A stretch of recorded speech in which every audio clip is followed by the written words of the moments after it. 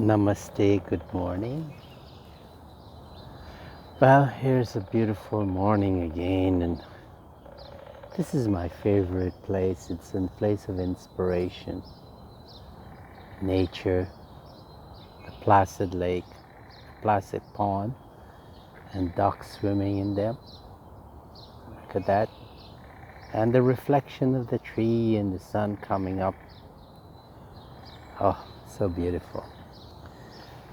Speaking of beautiful, I want to talk about a pilgrimage where I was asked to take when we were out in South India. Again, Swami Parameshananda, he instructed a preaching party leader to have someone accompany to Rameshwaram. We were in Chennai, so we went to our ashram in Rameshwaram and spend the night in our ashram. And early morning, I went alone on this journey. In a bag, I put some items to drink, water, and some fruits because it's going to be a long day. The whole day they said I'll be there. So I joined the bus, and the bus will take you to a place they call Dhanushkodi. We go in more south. Rameshwaram is an island in the south. And I came off there and I started walking. And all that you see up front is this vast expanse of sand all the way, all over the place. You look left, you look right, you look in front, you look to the back, sand. And I walked, and I'm walking by the Indian Ocean, and where the sand is a little hard on the beach. And so this way I won't sink and the journey will be less tiring. I walked, and there was a time that I was doing my meditation, and by chance I opened my eyes, and there were a couple of baby snakes scuttling to go to the ocean from the highland, from the sand area.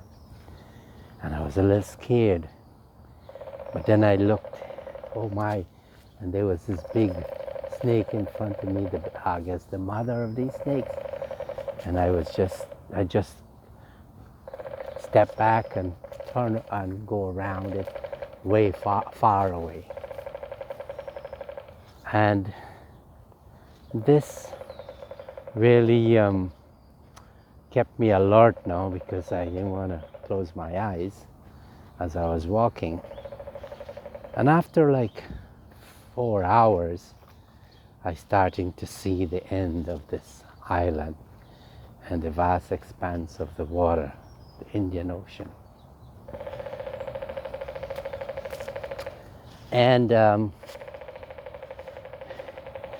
I kept going, and memories were coming to me about how the bridge was built from there to Lanka in the time of Ramraj, when they had to go and rescue Mother Sita in Lanka. So I was imagining, and the story came back, and what I read and I heard from preachers.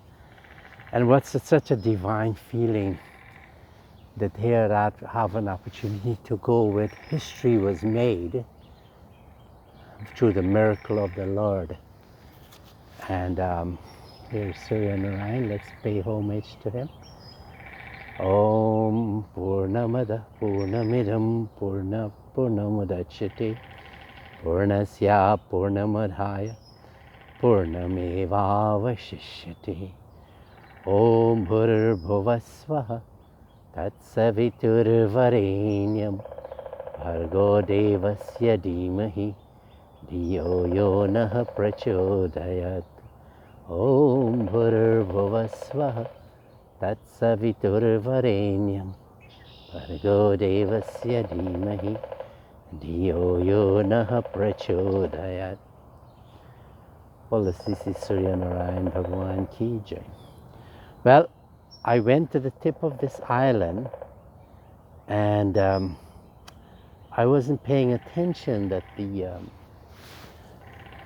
tides were raising. It was high tides, and I tried to step in, put my foot to get some water from the ocean there, and I could slipped a little, but I held up nicely, and I came back up. But when I looked, I see I had to run back, because if I didn't do that, the water would have created a little island that I was on, separating me from the mainland. So I ran just in time to get out of there. And then I was thinking, oh, this long journey back, and it's not easy. So then I start thinking, all right, let me go slowly.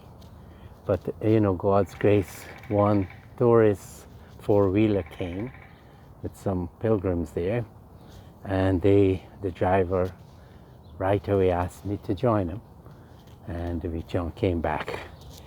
But in reminiscing of that, those are things that when you do them, it brings alive our history.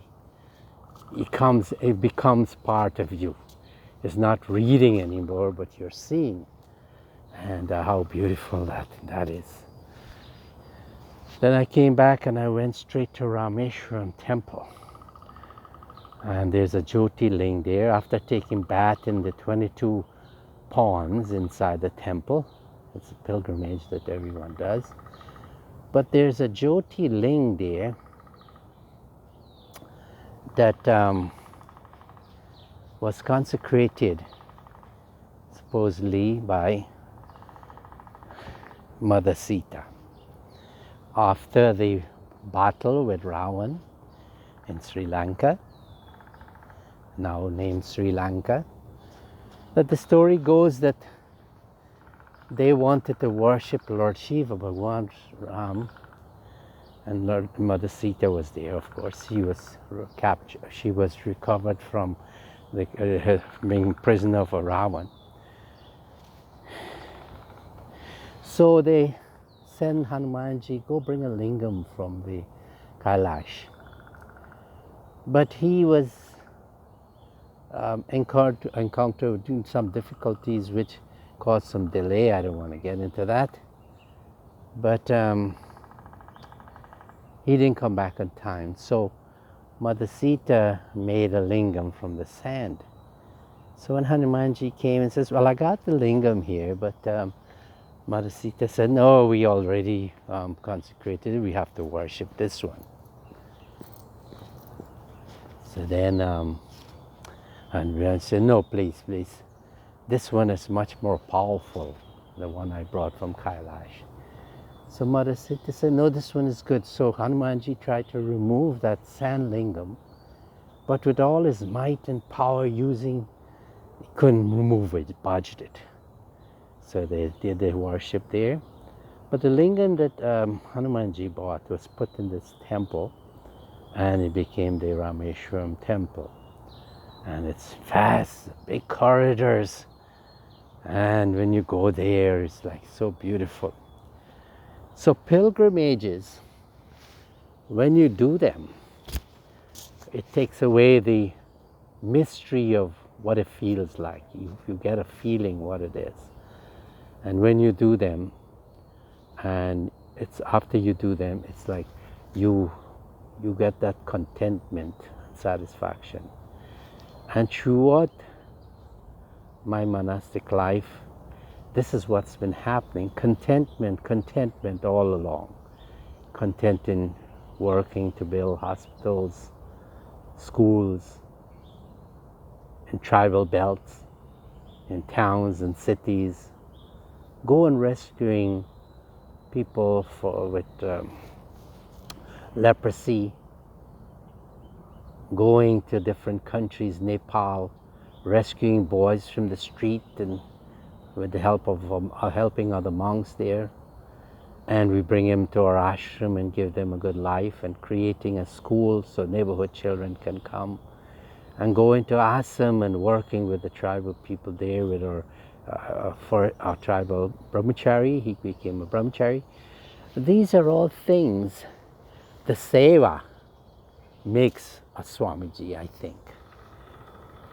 Because without the seva, we are stuck in the academic mode. Yes, we can give dynamic lectures and we're adepts in the scriptures, and whoa, when you listen to it, it's so nice.